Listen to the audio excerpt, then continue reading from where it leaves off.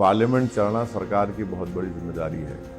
जो डॉक्यूमेंट से leader of opposition coat कर रहे थे वो तो एक पब्लिक डॉक्यूमेंट था। जो जनरल साहब ने जो लिखा है उसको आप डिनाई भी नहीं करते। आप एक्शन लीजिए जनरल साहब के खिलाफ।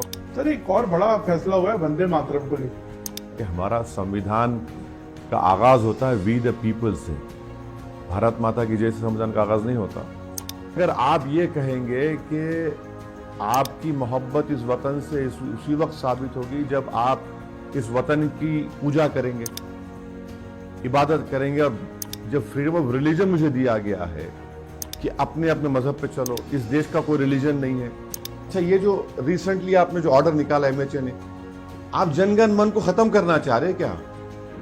देश को मां मान रहे हैं उसकी नहीं, देखिए मैं अपनी माँ की कोख में 9 महीने रहा और खुदा ने मुझे अपनी माँ की कोख में रखा, पैदा किया। मैं अपनी माँ को खुदा नहीं मानता हूँ मैं अपनी। आसाम के सीएम पर आपने एक कंप्लेंट दर्ज की है। इन्होंने जो वीडियो बनाया है जिसमें वो एक बंदूक से गोली मार रहे हैं और एक मुस्लिम धर्म का आदमी बैठा हुआ है, क्लीन शॉट की आवाज आ रही है उस गोली लगने पर, और बाद में आ रहा है कि नो मर्सी। ये BNSS के 196, 353, 299, 197 का क्लियर अप्लाई होता है उसके ऊपर। अच्छा नवीन साहब, अगर मैं वो वीडियो बनाता, मान लीजिए, क्या होता बोलिए आप?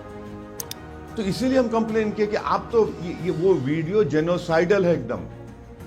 किसी ने बोला कि बाबरी मस्जिद दोबारा बनाएंगे। हम एक देख रहे हैं बंगाल में एक बंदा बाबरी मस्जिद का रेप्लिका बना रहा है, और एक आपके AIMIM के ही व्यक्ति हैं यूपी में, उन्होंने बोला हम दो हमारे कई होने चाहिए। जब मोहन भागवत खुद कह रहे हैं कि बच्चे पैदा करो, 10 साल बाबरी मस्जिद का, मैं आज भी मानता हूं वो फैसला गलत था।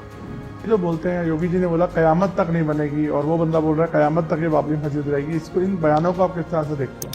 फिर इस बात को कह रहे हैं कि कयामत के दिन तक भी कभी, कयामत का दिन तो कभी आना ही नहीं है, और इसलिए बाबरी ढांचे का पुनर्निर्माण कभी होना ही नहीं है। कम से कम उनको उर्दू तो बोलना पड़ा, हिंदी का लफ्ज बता दीजिए क़यामत में क्या होगा, उनसे पूछ लीजिए।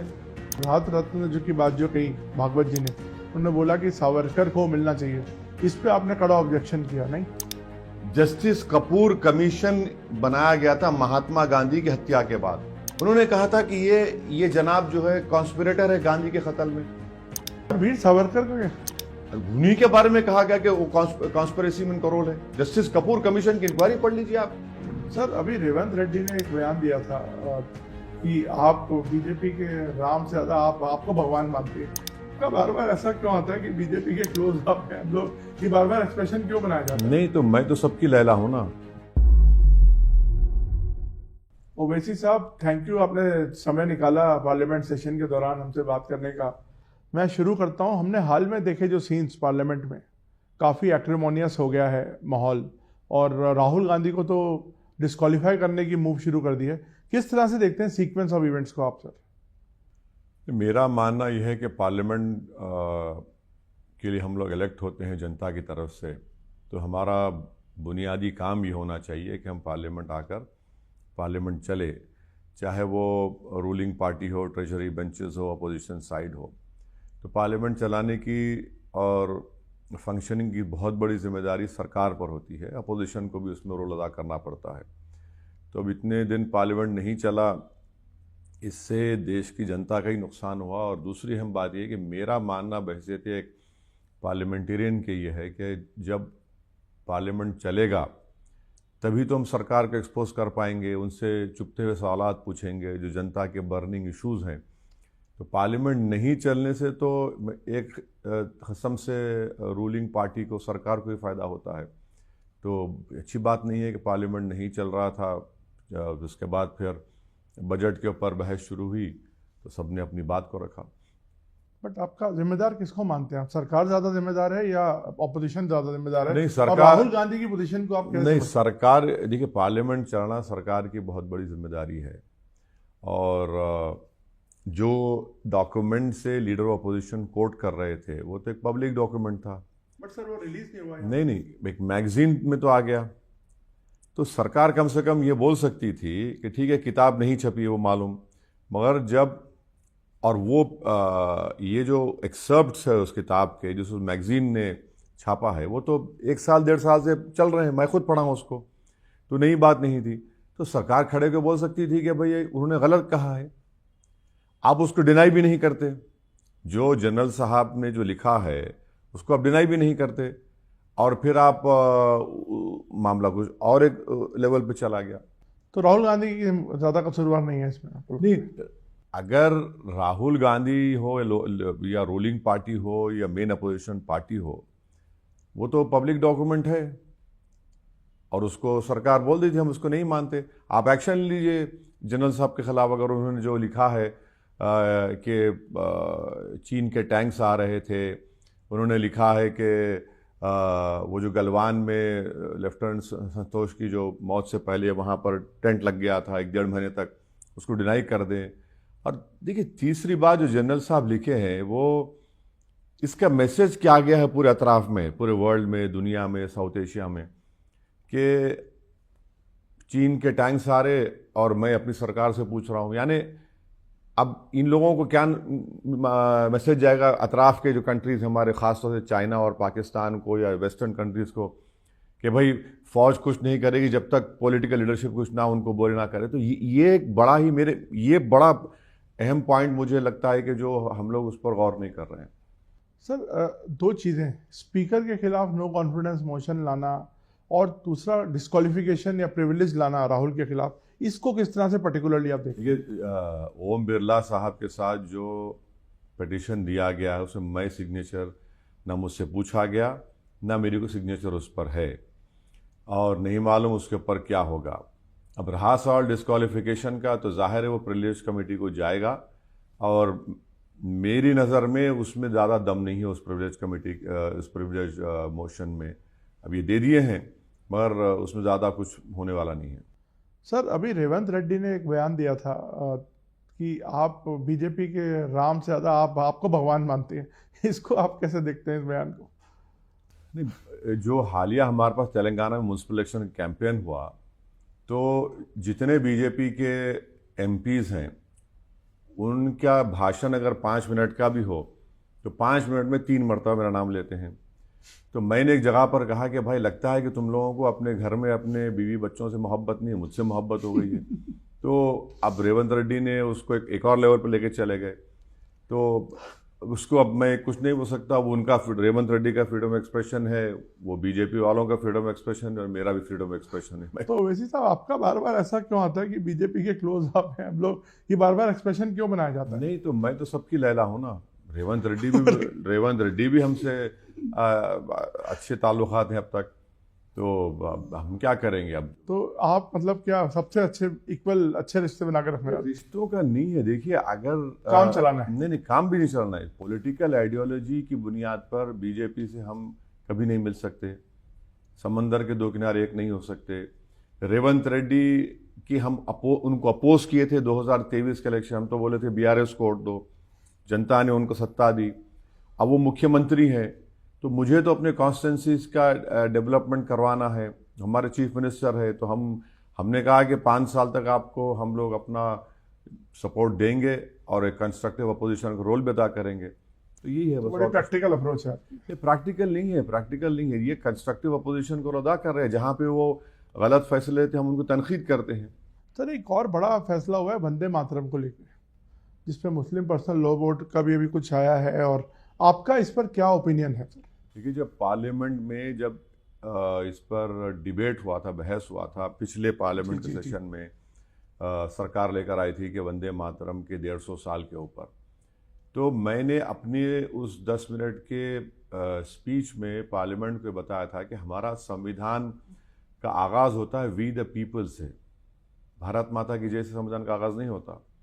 और जब संविधान को हम लोग अपना रहे थे तो उस वक्त कॉन्स्टिट्यूंट असेंबली के 2 मेंबर्स ने, एक ने कहा कि वंदे मातरम शुरू करो, उसको रिजेक्ट कर दिया गया उस दिन। राइट। फिर एक ने कहा कि ये कहो कि हर पीपल, उसको रिजेक्ट कर दिया गया। तीसरा ये कि हमारे संविधान का जो प्रियम्बल है, liberty of thought, expression and belief है, ये अब आप बताइए, आर्टिकल 25 में आप फ्रीडम ऑफ रिलीजन मुझे दे रहे हैं, और अगर आप ये कहेंगे कि आपकी मोहब्बत इस वतन से उसी वक्त साबित होगी जब आप इस वतन की पूजा करेंगे, इबादत करेंगे, और जब फ्रीडम ऑफ रिलीजन मुझे दिया गया है कि अपने अपने मजहब पे चलो, इस देश का कोई रिलीजन नहीं है, जो खुदा को नहीं मानता वो भी भारत का बाइज्जत नागरिक है। और एक बात याद रखिए, जब हैदराबाद की मक्का मस्जिद से मौलवी अलाउद्दीन ने अंग्रेजों पर हमला किया था रेजिडेंसी के ऊपर जाकर, तो पहला मुजरिम काला पानी का मौलवी अलाउद्दीन थे। उनको क्या कहेंगे आज अब जिंदा रहेंगे तो? मौलाना हुसैन अहमद मदनी और महमूदुल हसन साहब माल्टा की जेल के सहन में 6 महीने थे। यूसुफ मेहर अली ने नारा दिया था क्विट इंडिया मूवमेंट को, उनको क्या बोलेंगे आप? और मुरादाबाद के मौलाना काफी जिहाद का फतवा दिए, 2 दिन में ट्रायल चला, उनको फांसी दे दी गई, और जब फांसी पे जा रहे थे तो वो प्रॉफेट मोहम्मद सल्लल्लाहु अलैहि वसल्लम की नात पढ़ते हुए जा रहे थे। तो मौलाना अबुल कलाम आजाद अगर आज रहते तो आप उनको क्या बोलेंगे? ये हम बोलना चाह रहे कि अच्छा, आखिरी बात, जिस दिन हमने संविधान को अपना लिया, राजेंद्र प्रसाद साहब ने खुद से कह दिया विदाउट स्टैट्यूटरी रेजोल्यूशन के कि नेशनल सॉन्ग होगा। अच्छा नवीन साहब, 1971 का नेशनल ऑनर्स एक्ट है, उसमें नेशनल एंथम, नेशनल एम्बलम और कॉन्स्टिट्यूशन को आप इंसल्ट नहीं कर सकते। और एक सुप्रीम कोर्ट का केस है 1986 का, बीजू इमैनुअल केरला का, जिहोवा विटनेस थे, उन्होंने खड़े हो गए, उन्होंने कहा मैं जनगण मन नहीं पढ़ूंगी वरना वो मेरे धर्म के खिलाफ में, खड़े हो गए। सुप्रीम कोर्ट ने कहा उनका राइट है वो। ये सब रखते हुए आप इस तरह की बात करते हैं। अच्छा, ये जो रिसेंटली आपने जो ऑर्डर निकाला एमएचए ने, आप जनगण मन को खत्म करना चाह रहे हैं क्या? बट वो कह रहे हैं पहले ये हो, देखिए उसका लीगल और कॉन्स्टिट्यूशनल कहां है उसकी बैकिंग? जनगण मन तो नेशनल एंथम है। और आनंद मठ की किताब अगर आप पढ़ेंगे कभी, मैं आपसे रिक्वेस्ट करूंगा, पेज नंबर 79, 80, 115, 116, 98 पढ़िए आप। उसमें तो इस्लाम धर्म के खिलाफ बातें लिखी हुई हैं। आप माने, मैं बोल भी नहीं सकता यहां पर, इतनी बुरी बुरी बातें लिखी गई उसमें, कैसा उसको बोलेंगे? अच्छा, वो तो अंग्रेजों के लिए काम करते थे, ये जो आनंद मठ लिखे साहब, वो तो अंग्रेजों के लिए काम करते थे। अब आप इसको लाकर किसी को, हम यही बोल रहे कि फोर्स मत करिए आप किसी को। तो आप इसको लेके जाएंगे अदालत में? ये अदालत जाने के लिए सरकार को समझने की जरूरत है, आप फोर्स क्यों कर रहे? आप किसी को फोर्स मत करिए। नेशनल सॉन्ग है, मानते हो उसको, मगर मेरी फ्रीडम ऑफ रिलीजन का क्या होगा फिर? इसको आप कैसे रिकंसाइल करेंगे? आप तो नहीं कर सकते। सर वो तो कहते हैं कि देश की अगर माँ को, देश को माँ मान रहे हैं, उसकी पूजा कर रहे हैं। देखिए, मैं अपनी माँ की कोख में 9 महीने रहा, और खुदा ने मुझे अपनी माँ की कोख में रखा, पैदा किया। मैं अपनी माँ को खुदा नहीं मानता हूं। मैं अपनी मेरी माँ की मैं बेहद, और मैं मानता हूं कि हमारे प्रॉफेट मोहम्मद सल्लल्लाहु अलैहि वसल्लम के माँ के पैरों में जन्नत है, मगर मेरी माँ मेरे लिए खुदा नहीं है। अगर ये लॉयल्टी का टेस्ट हो जाएगा तो फिर आप क्या कहेंगे उन लोगों को जो इस अंग्रेजों को भगाने में अपना सब कुछ कुर्बान कर दिए? नेताजी सुभाष चंद्र बोस के साथ जर्मनी से लेकर जापान तक अगर कोई सबमरीन में गया था, कोई संगी था क्या? वो हैदराबाद का मुसलमान था। जर्मनी से लेकर मौजूदा जापान तक नेताजी साथ वो रहा। आप उनके क्या बोलेंगे? आप उनको, कौन थे वो? हैदराबादी था वो। अच्छा, ये तिरंगा जो हमारा फ्लैग बनाया गया, कौन बनाए? हैदराबाद की एक मोहतरमा ने बना कर दिया पूरा उसको। तो वफादारी का अगर आप सर्टिफिकेट, तो हमको जरूरत भी नहीं है, मगर इसको आप लॉयल्टी का टेस्ट कैसे बना रहे हैं? अच्छा, इन लोगों ने, अच्छा ये एक बात बताइए, बीजेपी से, आरएसएस से पूछ लीजिए, जिस वक्त वर्ल्ड वॉर 1 हो रही थी, इन्होंने सबको भर्ती कराया, और जब मुस्लिम लीग के साथ नॉर्थ वेस्ट फ्रंटियर और बंगाल तक सरकार में आप लोग शामिल थे, मुस्लिम लीग के साथ श्यामा प्रसाद मुखर्जी तो होम मिनिस्टर थे। तो ये आप इन बातों को भूल जाएंगे। ऑर्गेनाइजर मैगजीन पढ़ लीजिए आप, कौन सा है, 28 दिसंबर का, आपने तो नेशनल फ्लैग को अशुभ कहा, मनहूस कहा कि कब का है? 28 दिसंबर 1915 ऑर्गेनाइज मैगजीन, मनहूस है, ये 3 रंग मनहूस है। आप बोलिए उसको क्या बोलेंगे? किसने कहा था कि हम बाबा साहब के संविधान को नहीं मानते, मनुस्मृति को मानते? गोलवालकर साहब ने कहा। आप हमको बोल रहे हैं भाई, आपका इतिहास भी तो आप पढ़ लीजिए। अच्छा, कौन सा एक आरएसएस वाला मरा अंग्रेजों की गोली से, बताइए हमको। मैं जिस शहर से आता हूं, मौलवी अलाउद्दीन पहला मुजरिम था काला पानी का। तुर्रेबाज खान की लाश सुल्तान बाजार में आज में दिखाएंगे आपको, 4 दिन तक लटकी हुई रही। आपका कौन सा आदमी मरा? हाँ, हेगडेवर साहब एक मर्तबा जेल गए थे, वो सेंट्रल प्रोविंस के कांग्रेस के लीडर थे। किस लिए गए थे मालूम? नवीन साहब, खिलाफत मूवमेंट की तकारीर के ऊपर गए थे वो। अब आप उसके बाद आपने तो कह दिया कि नहीं अब हम हिस्सा नहीं लेंगे, उसमें हिस्सा ही मत लीजिए जंग आजादी में। तो आपका कहना है कि अगर चलिए ये पास्ट ऐसा है तो आपको कोई राइट नहीं है ये सब चीजें इम्पोज नहीं, करने का? आप लॉयल्टी का टेस्ट मत बनाइए। आप एक बात देखिए, इस्लाम की बुनियादी तालीम क्या है कि हम सिवाय अल्लाह के किसी की इबादत नहीं करते, ला इलाहा इल्लल्लाह। और हम जब सूरह फातिहा पढ़ते हैं कि हम इया का नाबुदु इया का नस्तईन, मतलब कि हम तेरी इबादत करते हो, तुझसे ही मदद चाहते हैं। हमारा तो फेथ है। अच्छा, सिखिज्म क्या है बताइए, बौद्ध धर्म क्या है बताइए। ये तो बुनियादी इनका, आप अगर आप बोलेंगे नहीं तो फिर भारत तो फिर एक थ्योरेटिक कंट्री हो जाएगा एक्चुअल सेंस में। वैसे तो होने जा रहा है, जिस तरह बीजेपी आरएस से लेके आगे बढ़ रही है, तो थ्योरेटिक कंट्री बड़ा इल्जाम है सर, ये तो थ्योरेटिक कंट्री क्या मतलब? हम तो एक अच्छी डेमोक्रेसी है जिसमें कई रिलीजन एग्जिस्ट करते हैं। एग्जैक्टली, और हर किसी को बोलने का हक है। नहीं, प्लुरलिज्म डाइवर्सिटी फिर कहां जाएगी? यही तो हम भी है ना कि जब ये प्लुरलिज्म हमारे बेसिक स्ट्रक्चर का हिस्सा है तो कहां जाएगा फिर? ये कंप्लीट कॉन्ट्रडिक्शन हो रहा है। अच्छा, अब दूसरे मुद्दे पे आता हूँ। आसाम के सीएम पर आपने एक कंप्लेंट दर्ज की है जो मैंने पढ़ा, तो इस पर कुछ बताएं, उनका क्या, किस तरह देखते हैं उनके आप रवैये को? और जो वो इन्होंने जो वीडियो बनाया है जिसमें वो एक बंदूक से गोली मार रहे हैं और एक मुस्लिम धर्म का आदमी बैठा हुआ है, क्लीन शॉट की आवाज आ रही है उस गोली पर, और एक बाद में आ रहा है कि नो मर्सी। ये BNSS के 196, 353, 299, 197 का क्लियर अप्लाई होता है उसके ऊपर। अच्छा नवीन साहब, अगर मैं वो वीडियो बनाता, मान लीजिए, क्या होता बोलिए आप? क्या होता पूरे देश में? मेरे घर के सामने रोज कम से कम ANI के साथ साथ 25-30 कैमरा खड़े होते।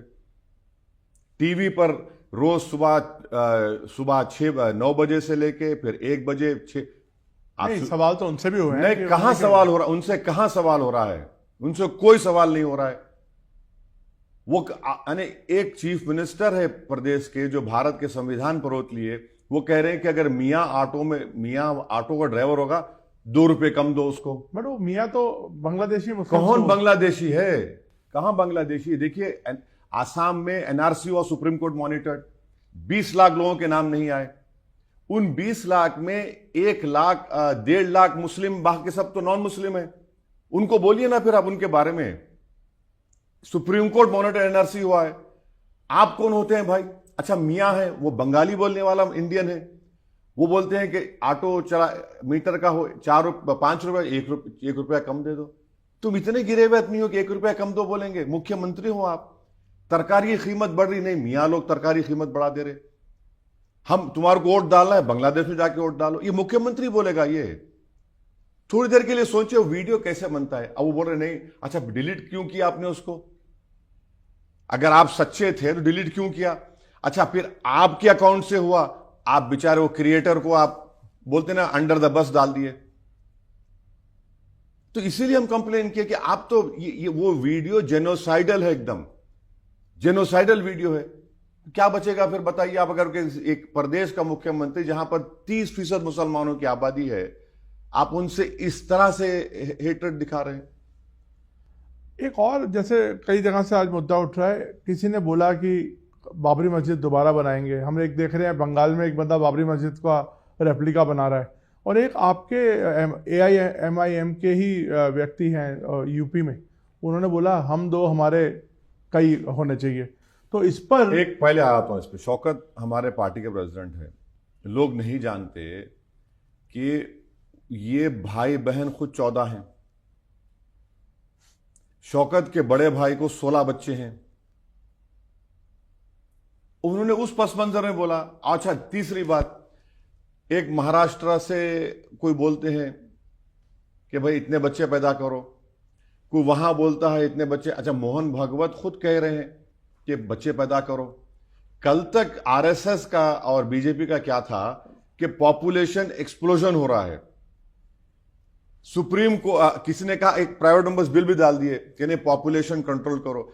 अब जब आरएसएस को पता चल गया कि भाई ये जो डेमोग्राफिक डिविडेंड जो भारत के पास है, जिसमें हमारी 60% आबादी 40 साल से कम उम्र की है, ये डेमोग्राफिक डिविडेंड, ये देश जवान रहेगा सिर्फ 20-25 साल तक आने वाले। उसके बाद इस देश की 12 से 15% आबादी बूढ़े हो जाएंगे। और इनको मालूम हो गया कि एक 2100 में मुसलमान की आबादी स्टेबलाइज हो जाएगी। तो अब से बोल रहे हैं बच्चे पैदा करो।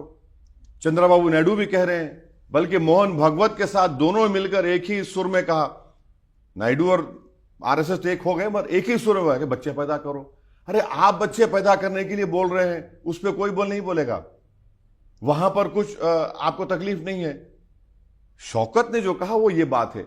रहा साल बाबरी मस्जिद का, मैं आज भी मानता हूं वो फैसला गलत था सुप्रीम कोर्ट का। वो आस्था की बुनियाद पर था।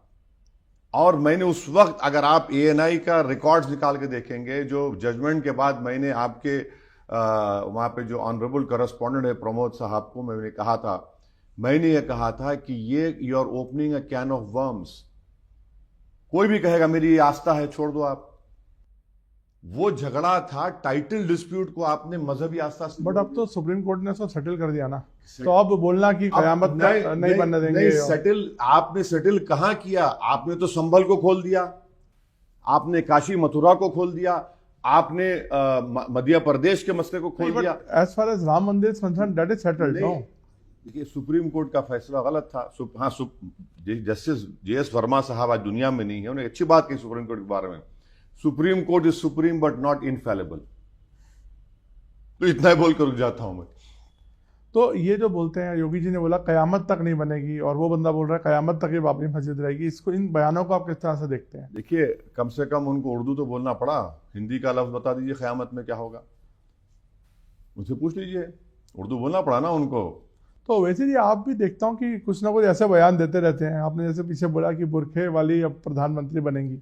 नवीन साहब, एक बात, इसको बोलने की क्या जरूरत है? लाइक, तो अगर ये कंट्री सेकुलर कंट्री है, बिल्कुल है, तो इसमें एक रिलीजन का बनेगा ऐसा नहीं। देखिए, संविधान में क्या ऐसा कोई प्रोविजन है जो पाकिस्तान में है कि एक ही रिलीजन का होगा? नहीं है ना।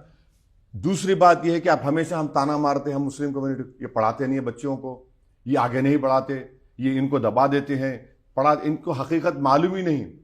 इनको हकीकत मालूम नहीं। काश ये कभी आते, किसी कॉलेजेस में जाकर देखते या मुस्लिम इलाके में जाकर देखते कितनी मेहनतें, जुस्तजू और कुर्बानियां देकर बच्चियां पढ़ रही हैं। आप उसको, और मैंने कहा बिल्कुल इसमें गलत बात क्या है भाई? अगर मैं बट जैसे आप अक्यूज करते हैं कि आप एक रिलीजन को प्रमोट कर रहे हैं, तो आप भी तो फिर रिलीजन को नहीं प्रमोट कर रहा हूं मैं, भारत के इंक्लूसिविटी को, प्लुरलिज्म को देश के सामने रख रहा हूं कि ये बन सकते हैं।